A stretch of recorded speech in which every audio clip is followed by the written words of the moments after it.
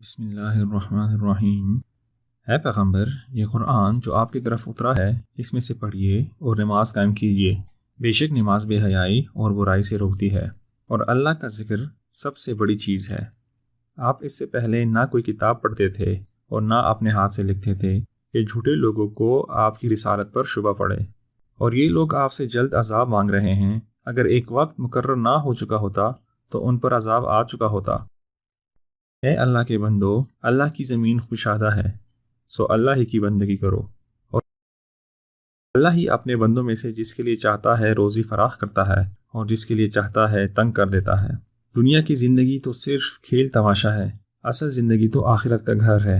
کاش یہ لوگ سمجھتے ہوتے۔ جن لوگوں نے اللہ کے لیے کوشش کی تو اللہ ان کو ضرور اپنے راستے دکھا دے گا۔ اللہ تعالیٰ نے پیشن گوئی کی کہ رومی مغلوب ہو چکے ہیں، اور وہ مغلوب ہونے کے بعد چند ہی سالوں میں دوبارہ غالب ہو جائیں گے، اور یہ پیشن گوئی چند سال بعد پوری ہوئی۔ اللہ ہی پہلی بار پیدا کرتا ہے اور وہی دوبارہ بھی پیدا کرے گا، اور تم سب اسی کی طرف لوٹ کر جاؤ گے۔ جس دن قیامت برپا ہوگی، گناہگار نا امید ہو جائیں گے۔ ان کے شریکوں میں سے کوئی ان کا سفارشی نہ ہوگا، اور وہ اپنے شریکوں کا انکار کریں گے۔ اللہ تعالیٰ کی قدرتی بہت سی نشانیاں ہیں، ان کو سمجھو۔ مثلا وہ زندہ کرتا ہے اور وہی مارتا ہے۔ اس نے تمہارے لیے عورتیں پیدا کی تاکہ تم سکون حاصل کرو، پھر اس نے تمہارے درمیان محبت پیدا کر دی۔ اس نے رات کو تمہارے لیے نیند اور دن کو روزی کمانے کا ذریعہ بنایا۔ اسی نے آسمان سے پانی برسا کر زمین کو زندہ کیا۔ یہ بھی اسی کی نشانیاں ہیں کہ آسمانوں اور زمین میں سب کچھ اسی کا ہے۔ اس لیے تم نماز قائم کرو اور مشرکین میں سے نہ ہو جانا، اور نہ ہی ان لوگوں میں سے ہونا جنہوں نے اپنے دین کو ٹکڑے ٹکڑے کر دیا اور خود فرقے فرقے ہو گئے۔ ہر فرقہ اسی پر خوش ہے جو کچھ اس کے پاس ہے۔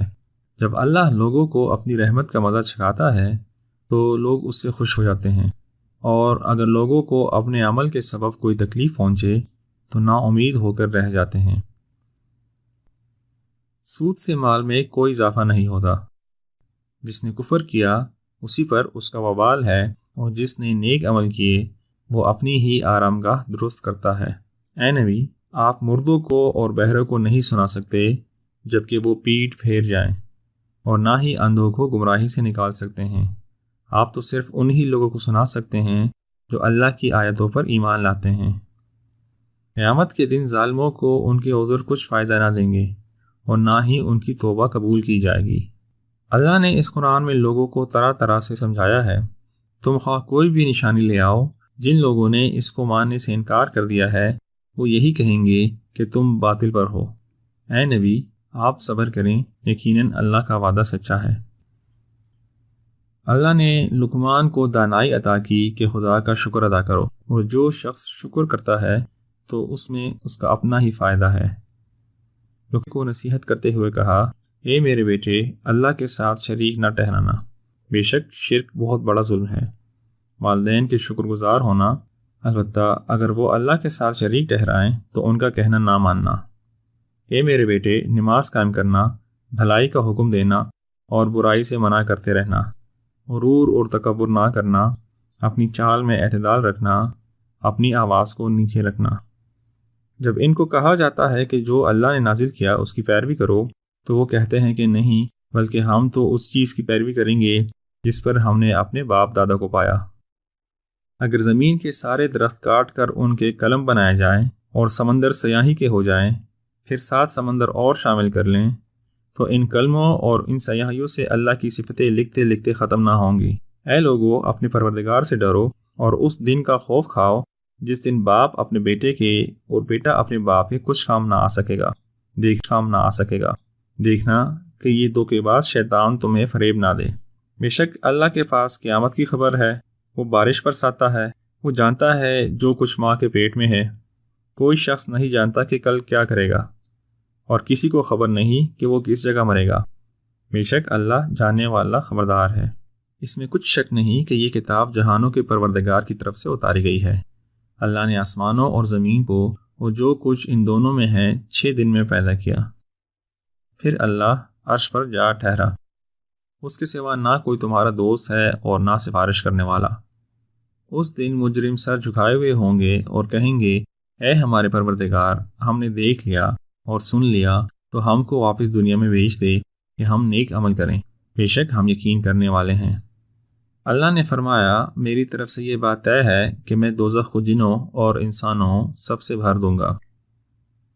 ہماری آیات پر والے تو وہ لوگ ہیں جن کے پہلو رات کو بستروں سے الگ رہتے ہیں اور وہ اپنے پروردگار کو پکارتے ہیں خوف اور امید کے ساتھ، اور ہمارے دیے ہوئے رزق میں سے خرچ کرتے ہیں۔ کیا فرمانبردار اور نافرمان برابر ہو سکتے ہیں؟ نافرمانوں کا ٹھکانہ آگ ہے، جب وہ اس میں سے نکلنا چاہیں گے تو دوبارہ وہی دھکیل دیے جائیں گے اور ان سے کہا جائے گا، دوزخ کا عذاب چھکو جس کو تم نہ مانتے تھے۔ بس اے پیغمبر، نافرمانوں سے منہ پھیر لیجئے اور انتظار کیجئے، یہ بھی انتظار کر رہے ہیں۔ اے نبی، اللہ سے ڈرتے رہیں اور کافروں اور منافقوں کا کہنا نہ مانیں، وہی کی پیروی کرتے رہیں، اللہ پر بھروسہ کریں، اللہ ہی کارساز کافی ہے۔ جن لوگوں کو تم نے منہ بولے بیٹے بنایا ہے وہ تمہارے بیٹے نہیں ہو سکتے۔ نبی صلی اللہ علیہ وآلہ وسلم مومنوں پر ان کی جانوں سے بھی زیادہ حق رکھتے ہیں، اور ان کی بیویاں مومنوں کی مائیں ہیں۔ غزوہ احزاب کے وقت مدینہ کے ارد گرد خندق کھود دی گئی اور تمام مسلمانوں کو اس میں شرکت کرنے کا حکم ہوا، مگر منافقین جھوٹے بہانے بنا کر شرکت سے جان بچاتے رہے۔ آپ ان سے کہہ دیجئے، اگر تم مرنے یا مارے جانے سے بھاگتے ہو تو بھاگنا تم کو فائدہ نہ دے گا۔ یہ لوگ حقیقت میں ایمان لائے ہی نہ تھے، تو اللہ نے ان کے اعمال ضائع کر دیے۔ تمہارے لیے رسول اللہ صلی اللہ علیہ وآلہ وسلم کی زندگی میں